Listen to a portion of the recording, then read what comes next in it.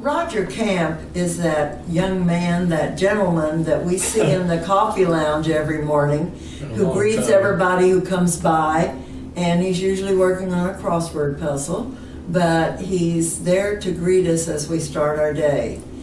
He's a very friendly fellow, but there's a great depth to this man, and I want us to learn more about him today. So we're going to start. Roger, tell us where your life began. Cook Memorial Hospital, Fort Worth, Texas. Okay. And you spent your childhood in Texas? Pretty much in Texas. My dad worked for the railroad. We moved a lot. Yes. But Fort Worth and Marshall, Texas, by and large. Okay.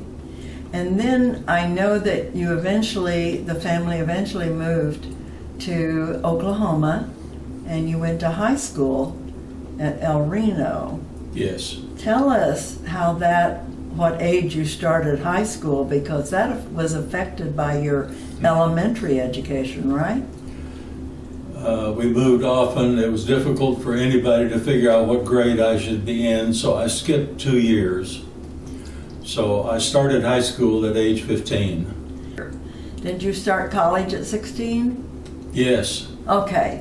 You graduated from high school at 16. Yes. And yes. started at where at 16? Oklahoma A&M. Okay. And you majored in? Electrical engineering. Okay. And is that where you met someone important in your life? Yes. Charlie Marie Pickett. Okay. And I know that you and Shirley married, but you were very busy in college. A young guy at 16 starting out, so much younger than everybody else. And at 19, I believe you told me you started doing some teaching. Tell us about that. I taught a senior laboratory in electrical engineering at Oklahoma A&M at age 19. Okay. Which I'm sure was the door opener when I applied for graduate school at Iowa State University. Yes, and tell us about your graduate degrees and education in Iowa. I taught full-time while I was working on graduate degrees, got both the master's and PhD, took 7 years. Mm-hmm. And what were you teaching? Electrical engineering. Okay. How did you get involved in computers? That's a long story actually, but it's been quite a lengthy legal battle about who invented the electronic digital computer. And it was often believed that two people at IBM, Eckert and Mockley, invented it, but the Patent Bureau eventually certified that a professor at Iowa State University named John Vincent Adonasoff was the inventor of the electronic digital computer as we know it today. And you were with him there at Iowa? I knew of him. He was known to me, but I did not know him well. Okay. And when did you build your first computer? We built actually the first computer that I worked on was at Remington Rand Univac in Minneapolis, Minnesota. Okay. And they built a computer to do vote tally. Okay. And I worked for them for a summer. Okay. And how did you go further then? Because I know you've been in computers almost all your life. I really have, yeah. What did you do next? It turned out in 2 subsequent summers I worked for IBM in Poughkeepsie, New York one summer, and then the following summer in California. Okay. And go ahead. They built the IBM 704 and 709 and the 1620, and those computers were known, but we built at Iowa State an electronic digital computer that was called the Cyclone. Was that one of those great big ones where you had to keep it refrigerated or almost air conditioned? Air conditioned, yes sir. Without air conditioning it would have collapsed. Yes. Okay. Well, you were at Iowa for 27 years. And Yeah. then what took you away from Iowa?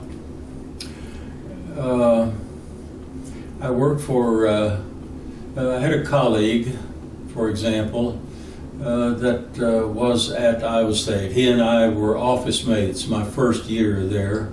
And he went to work, he moved to Arizona, taught at Arizona State University, worked for a person there at Motorola, and introduced me.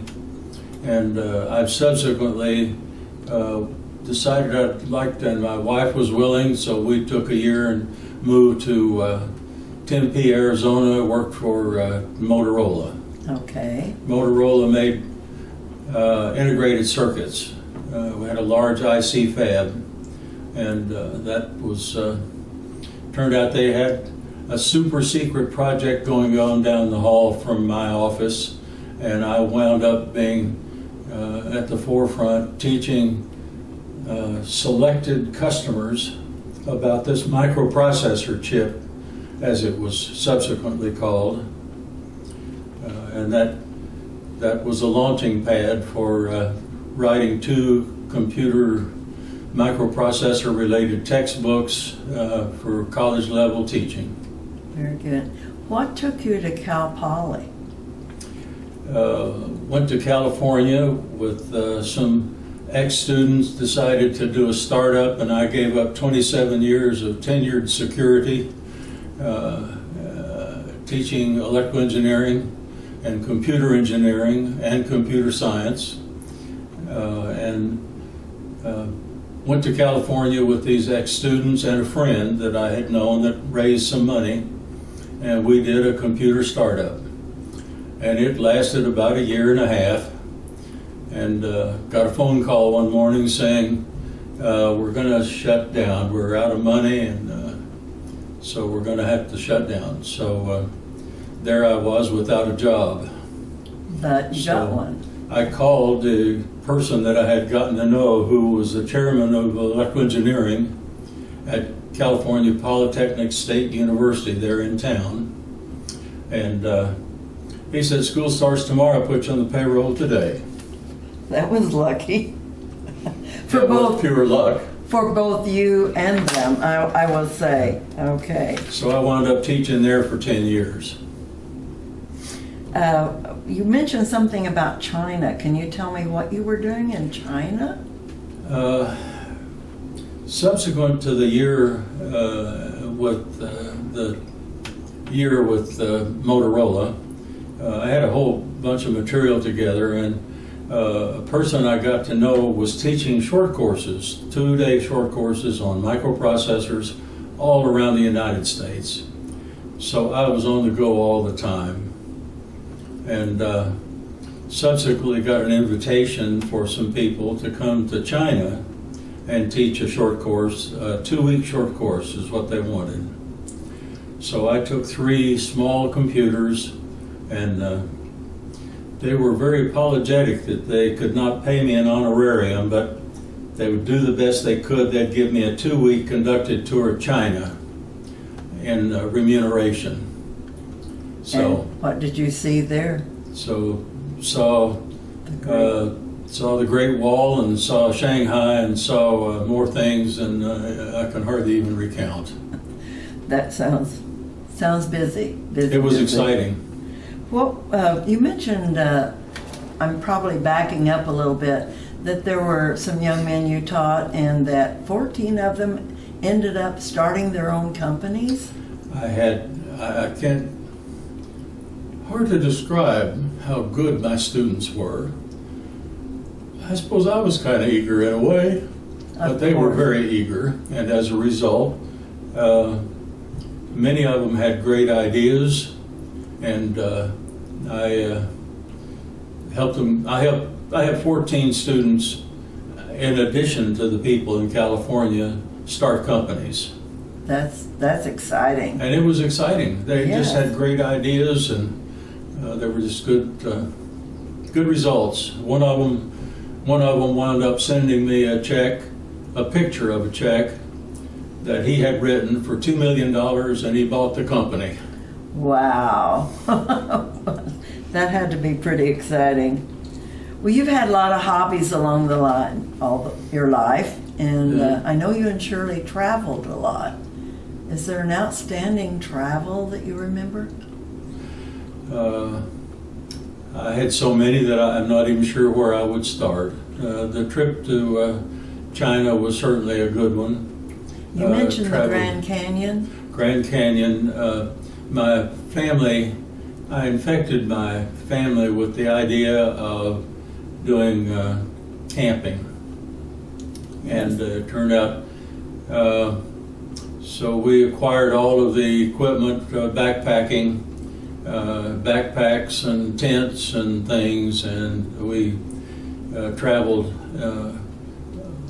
In particular, we traveled up into the Boundary Waters canoe area. The only way, 1 million acres, you can only get in by water, by canoe. And so we backpacked and carried our stuff and portaged and went from lake to lake, and typically would go in 6 or 7 lakes and camp.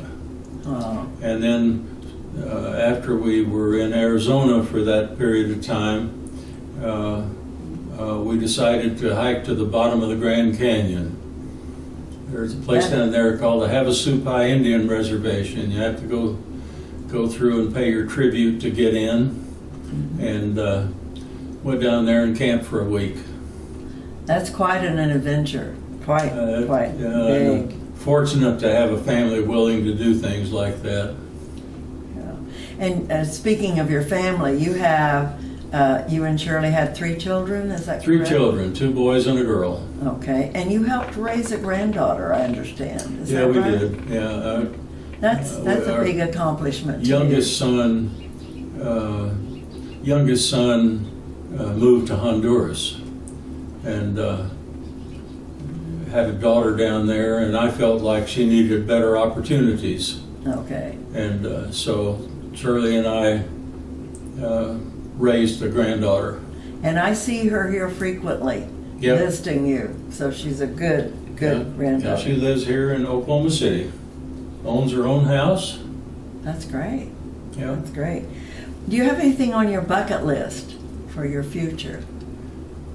I don't know that I have a whole lot of things. I've accomplished so many things and enjoyed so many things and had so many good students and enjoyed that association. I've heard Cliff talk to you about something that he would like for you to do with him. What can you tell us? Cliff Cox is a friend I have developed here, and he has lived in Oklahoma City all his life. And he has sort of taken it upon himself to show me Oklahoma City and surroundings. And so we have been casino hopping so far and hit most of those. And he would like to go up what used to be Highway 66. The old Route 66. The old route. Yes. Yes. So that's in the planning stage. Okay. Back to hobbies. I know that you're a ham radio guy, right? Yeah. Okay. Do you have some advice to other people that you would like to pass on from your life? Yeah. Get a good spouse. That's great. That's wonderful. That's wonderful. Thank you, Roger. Thank you very much.